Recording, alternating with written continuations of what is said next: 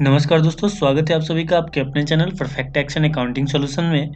और मैं हूं आपका दोस्त सुमित। दोस्तों, आज की इस वीडियो में हम बात करने वाले हैं कॉमर्स के 11th का एक बहुत ही इम्पोर्टेंट चैप्टर के बारे में, जिसका नाम है जर्नल, जिसे हम हिंदी में रोजनामचा कहते हैं। ठीक है, तो इस वीडियो में हम जानेंगे कि व्हाट इज जर्नल, जर्नल किसे कहते हैं, डेफिनेशन ऑफ जर्नल, जर्नल का डेफिनेशन जानेंगे, टाइप्स ऑफ जर्नल, जर्नल कितने प्रकार के होते हैं, objective and advantage of journals और जर्नल के फॉर्मेट। ठीक है दोस्तों, यह एक थ्योरी बेस्ड वीडियो है।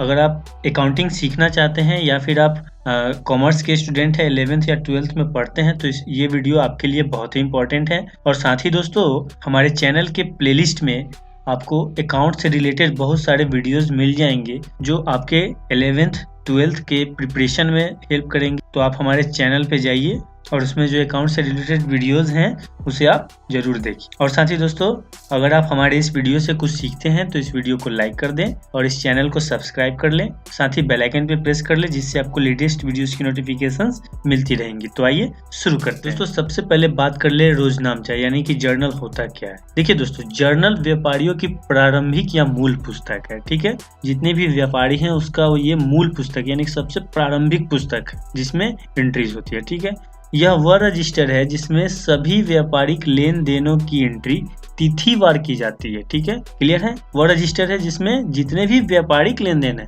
बिजनेस से रिलेटेड जितने भी लेन देन है, उसकी एंट्री आप डेट वाइज करते हैं। ठीक है, इसमें लेखे उसी क्रम में किए जाते हैं जिस क्रम में लेन देन व्यापार में हुए हैं। क्लियर है, इसमें जो भी एंट्रीज हैं वो उसी क्रम में किए जाते हैं जिस क्रम में आपके बिजनेस में ट्रांजेक्शन्स हुए हैं।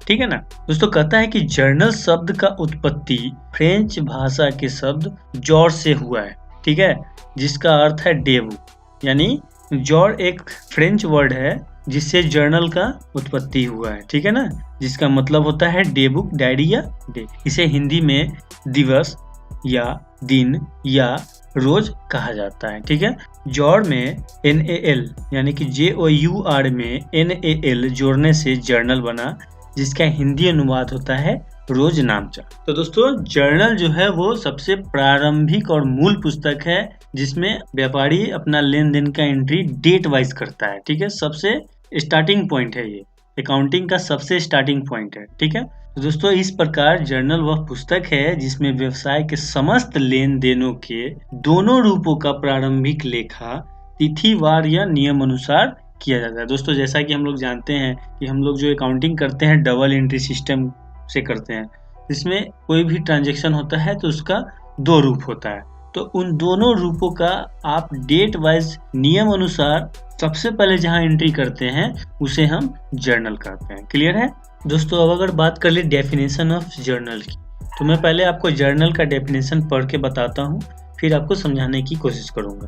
दोस्तों, यहाँ कार्टर के अनुसार कहा गया है कि रोजनामचा या दैनिक अभिलेख प्राथमिक प्रविष्टियों की वह पुस्तक है जिसमें स्मरण बही अथवा रद्दी बही से तिथिवार लेन देनों को लिखा जाता है। प्रविष्टियों को लिखते समय उन्हें नाम यानी कि डेबिट तथा जमा यानी कि क्रेडिट के रूप में वर्गीकृत किया जाता है, ताकि खाता बही यानी कि लेजर में सही खतौनी यानी कि पोस्टिंग करने में सुविधा हो। दोस्तों, यहाँ जैसा कि हम लोगों ने पहले समझा, कार्टर के अनुसार भी वही बातें कही गई हैं। जर्नल में यानी कि रोजनामचा में डेली की जो ट्रांजैक्शंस होती हैं उसको आप डेट वाइज एक सही क्रम में लिखते हैं। ठीक है, साथ ही इसमें कहा गया है कि एंट्रीज को लिखते समय उसे डेबिट तथा क्रेडिट के रूप में वर्गीकृत भी किया जाता है, ताकि लेजर में पोस्टिंग करने में सुविधा हो। लेजर में कैसे पोस्टिंग किया जाता है दोस्तों, ये हम आगे देखेंगे। लेकिन अगर आपको डेबिट और क्रेडिट करने में कुछ प्रॉब्लम है तो आप हमारे चैनल के प्लेलिस्ट में जाइए,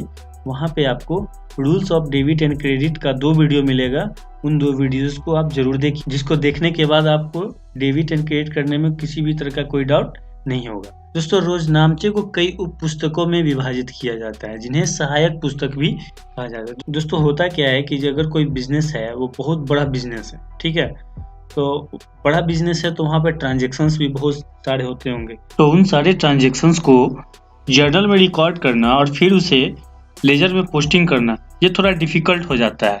ठीक है, इसलिए जर्नल को कुछ सब जर्नल में डिवाइड किया जाता है, जिससे कि अकाउंटिंग करने में थोड़ी आसानी हो जाती है। वो क्या क्या है देख लेते हैं। दोस्तों पहला है रोकड़ वही यानी कि कैश बुक, दूसरा है आपका परचेज बुक यानी कि क्रय बुक, तीसरा है आपका सेल्स बुक यानी विक्रय बुक, चौथा है आपका परचेज रिटर्न बुक यानी क्रय वापसी बही, पांचवा है आपका सेल्स रिटर्न बुक यानी कि विक्रय वापसी बही, छठा है आपका बिल्स रिसीवेबल बुक यानी कि प्राप्य बिल बही, सातवां है आपका देय बिल बही यानी कि बिल्स पेबल बुक, और आठवां है मुख्य या प्रमुख रोजनामचा यानी जर्नल प्रॉफिट। अब दोस्तों कैश बुक में उन एंट्रीज को लिखा जाता है जो कैश से रिलेटेड हो, ठीक है, कैश पेमेंट किया गया, कैश रिसीव्ड किया गया, तो इन सारी चीजों को आप कैश बुक में लिखते हैं।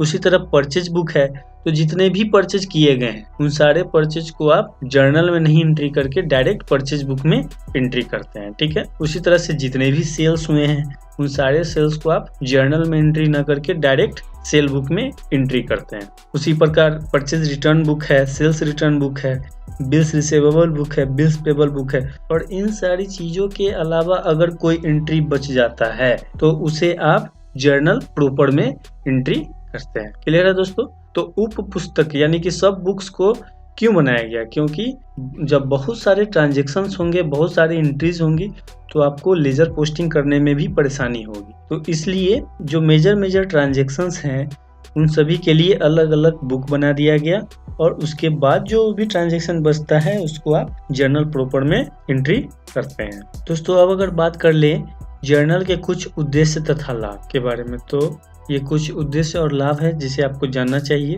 जर्नल का उद्देश्य सभी लेन देनों का लेखा सिलसिलेवार तथा तिथिवार रखना है, ठीक है। जितने भी ट्रांजैक्शन है उसको डेट वाइज और क्रम वाइज रखना है, ठीक है। दूसरा उद्देश्य है कि दोहरा लेखा प्रणाली में प्रत्येक लेन देन के दो पक्ष होते हैं। जर्नल हमें बताता है कि किस खाते को डेबिट करना है और किस खाते को क्रेडिट करना है, ठीक है, क्योंकि अकाउंटिंग का पूरा बेस डेबिट और क्रेडिट पे ही आधारित है। तो ये जानना बहुत जरूरी है कि हमें किस खाते को डेबिट तथा किस खाते को क्रेडिट करना है। तो ये चीज आपको जर्नल में ही क्लियर होता है। तीसरा है कि लेजर या खाता बही में खतौनी करने में सुविधा, यानी कि लेजर में पोस्टिंग करने में आपको लेजर पोस्टिंग करने में सुविधा होती है जर्नल्स की वजह से। लेन देन की पूर्ण विवरण मिलना, जितना भी ट्रांजैक्शन होगा उसका पूरा डिटेल आपको वहां पे मिल जाता है। अशुद्धियों की कम संभावना, अगर आप जर्नल में एंट्रीज पास करते हैं, रिकॉर्ड करते हैं, तो गलती की भी कम संभावना होती है। दोस्तों अब अगर बात कर लें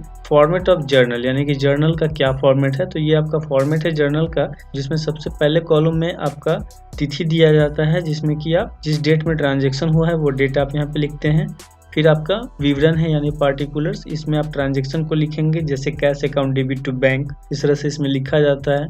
आगे है लेजर फोलियो, यानी कि ये जो ट्रांजैक्शन आपने जो किया है यहाँ पे, वो ट्रांजैक्शन लेजर के किस फोलियो में अंकित है, तो वो फोलियो का पेज नंबर यहाँ पे अंकित किया जाता है, ठीक है।